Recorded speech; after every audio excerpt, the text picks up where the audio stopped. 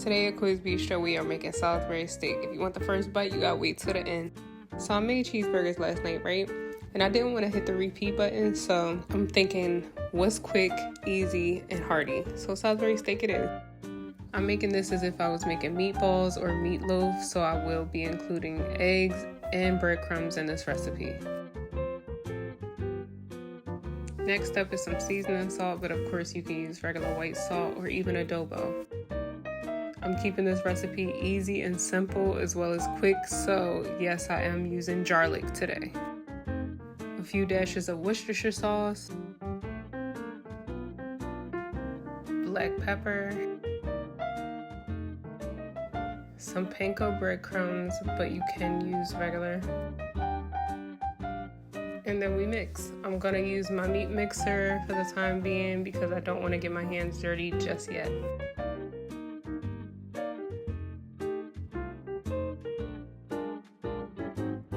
It's a little too wet for my liking, so I'm gonna sprinkle in a bit more panko as well as some minced garlic.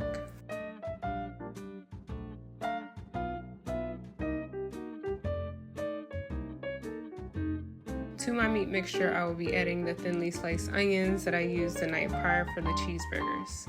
This is going to add the onion flavor as well as some texture to the meat.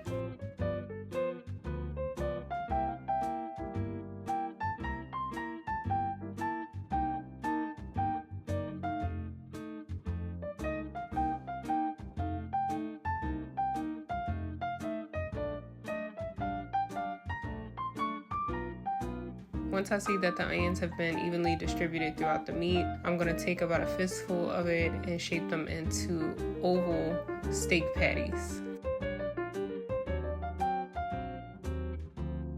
Our patties have been formed, so now let's get this pan ready to cook.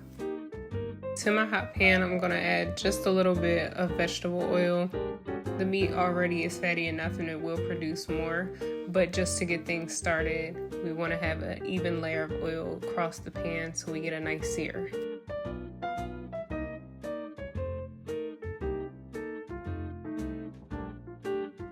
The oil is now hot, so you want to start placing your steak patties into the pan, and we're going to let those cook on both sides for about 4 to 5 minutes.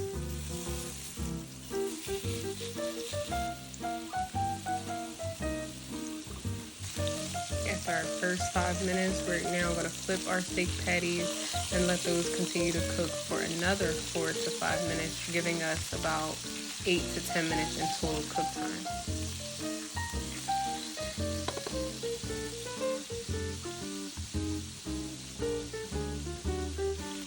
The patties are done, so now we're going to transfer them over to a tray and get started on our mushroom gravy.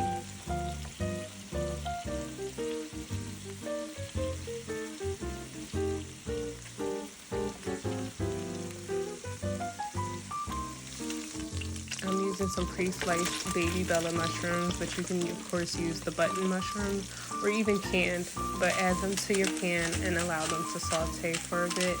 I'm going to sweat them out with some salt, just a little bit, followed by some black pepper and a couple dashes of rosemary.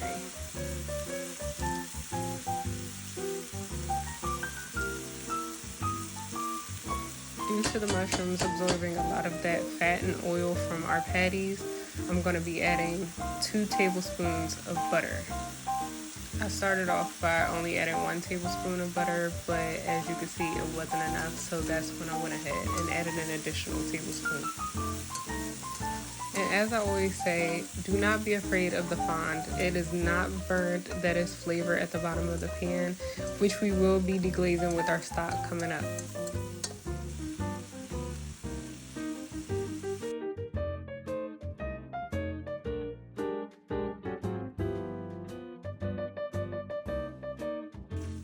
The mushrooms are sauteed and coated, so it is now time to add our flour. Unfortunately, I did not accurately measure the amount of flour I used. I just eyeballed it.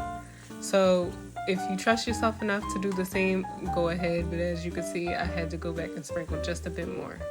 Now that the flour has been cooked down, we are going to add our stock, and I used half beef half chicken because I didn't want it to be too rich. I still wanted it to be hearty but hold a lighter flavor. So we're gonna get all that mixed together, and then we're gonna add just a couple more seasonings. I'm gonna sprinkle in some onion powder, and I definitely would have used more, but I was running low. Add a bit more of black pepper to the mix, and then give that a good stir and let that simmer for about 5 to 6 minutes or until it begins to thicken.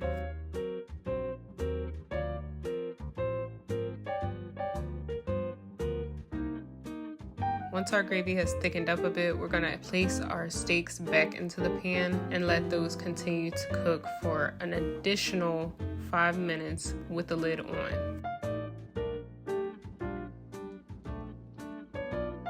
See y'all in a little bit.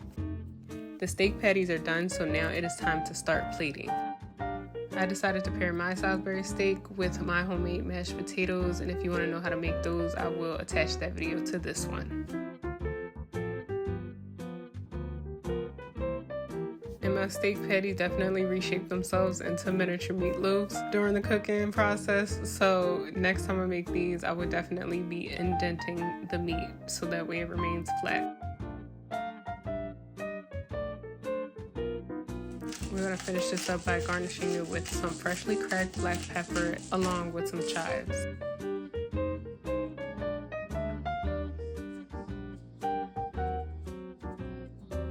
And you know what time it is. Bon appetit, it is time to eat. So let's continue with that first bite. That's for y'all. Now let me dig in and see what this is hitting for.